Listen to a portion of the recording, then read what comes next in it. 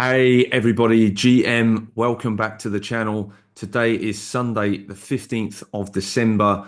I wanted to bring you a video over the weekend just to give a quick update on the market and see how things are doing. Obviously, how do we close the week on the Friday in terms of the CME close and in terms of traditional markets, and how are we currently looking heading into the next week? So, if that sounds something like you're interested in, keep on watching and we'll get straight into Bitcoin. Bitcoin are currently just above $103,000. So Bitcoin has been very strong over the last few days.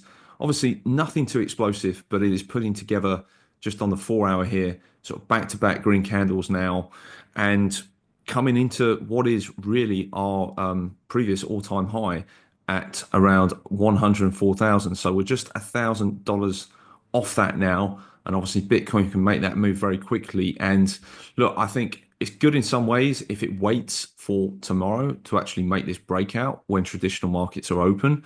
At the same time, what it will do if we do break out tonight into the weekly close, obviously, it will form a bit of a CME gap. So if we look at not Bitcoin dominance yet, if we look at the Bitcoin futures chart, then we can see that we have closed at 101,840. So obviously the spot price is currently trading at almost a sort of $2,000 premium to that. And yes, obviously this will cause a small gap, not a massive one probably. So it might be that that gets filled over the course of tomorrow, assuming we do close here or higher. We'll have to wait and see. But obviously, in terms of a weekly close on the CME futures, closing very strong. I'm curious as to why this has now jumped to 102,300. But like I say, it's only around about 1,000 off the current price. Futures do normally trade at a premium to spot. So I would think that this would open a good sort of $1,000 or two higher, and potentially that gets closed tomorrow. When we get the actual US Open, we'll have to see what happens there. If we just go over to our liquidation heat map and let's have a look if any of that liquidity has actually been ate into. I'll just let this load up.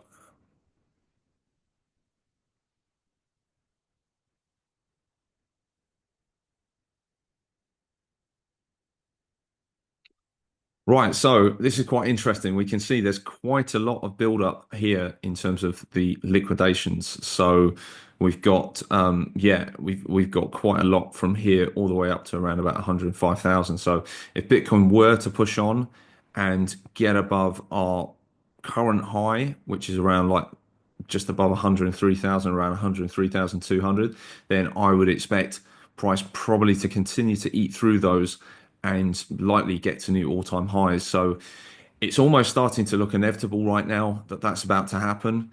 If we just go and look at the 2 week, which gives us like the last obviously couple of weeks of liquidations, to see where these are stacked up, I'll be curious to know whether these are mainly above or below price, because this gives us quite a decent idea of where we could go slightly longer term. And obviously, we've now got liquidations going all the way up to around 110,000, which is a level that I've been talking about. I think price could get up to over the course of December. So, yeah, I think things look pretty good here for continuation. Obviously, we're starting to eat into these liquidations. So, obviously, there's a lot of pressure on the bears right now.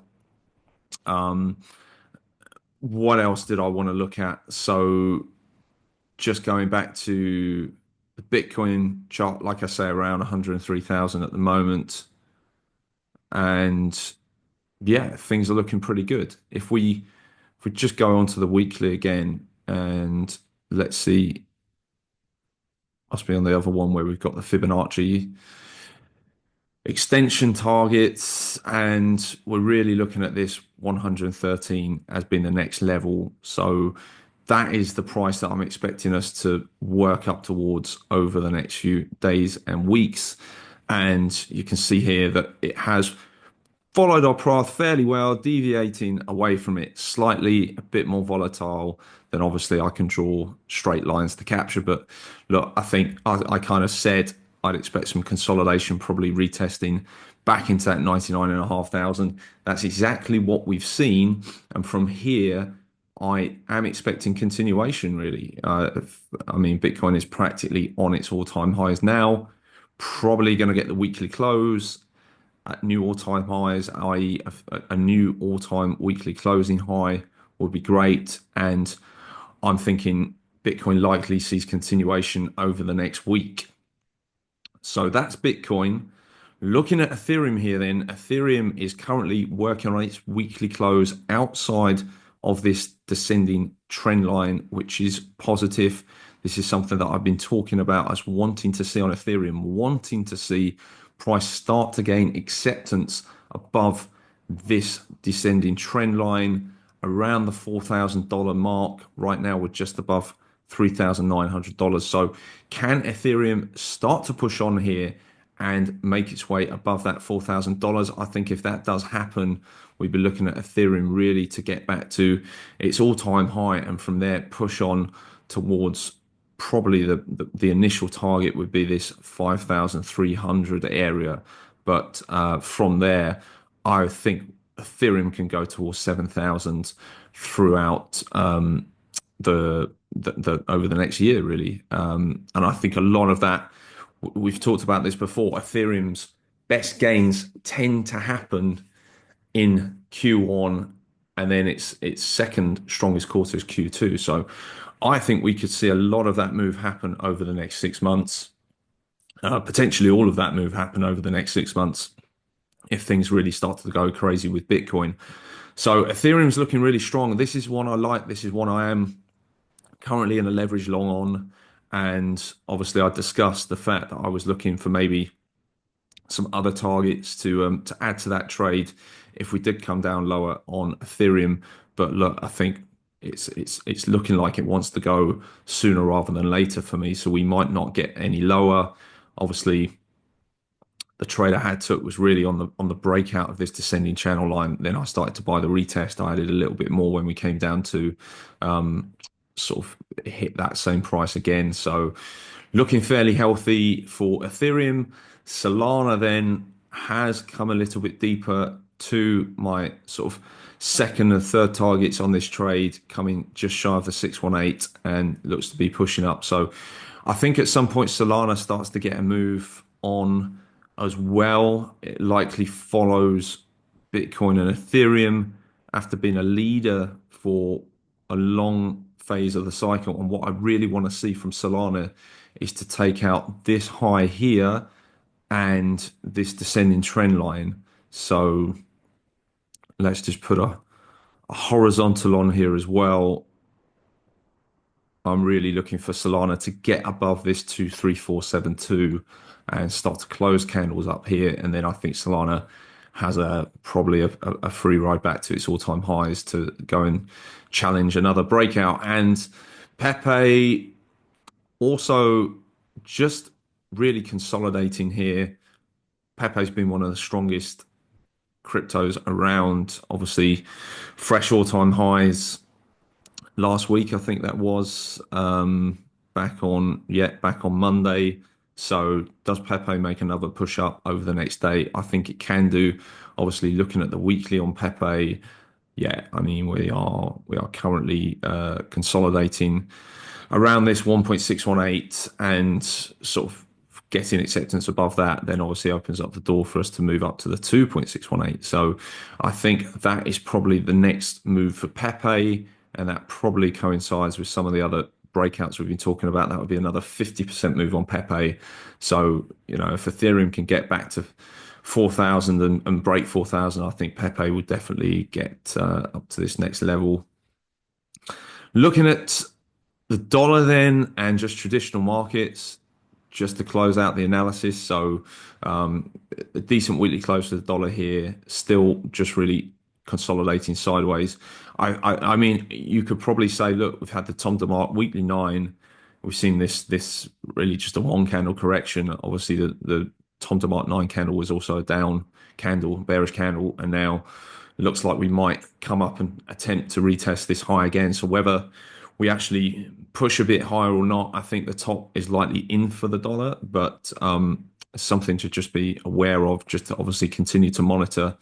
And I think we'll probably get more direction on Wednesday when we have FOMC.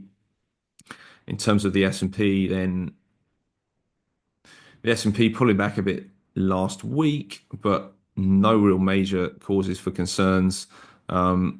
We haven't quite made the bearish engulfing. We've just literally done a very, very slight sort of inside candle there.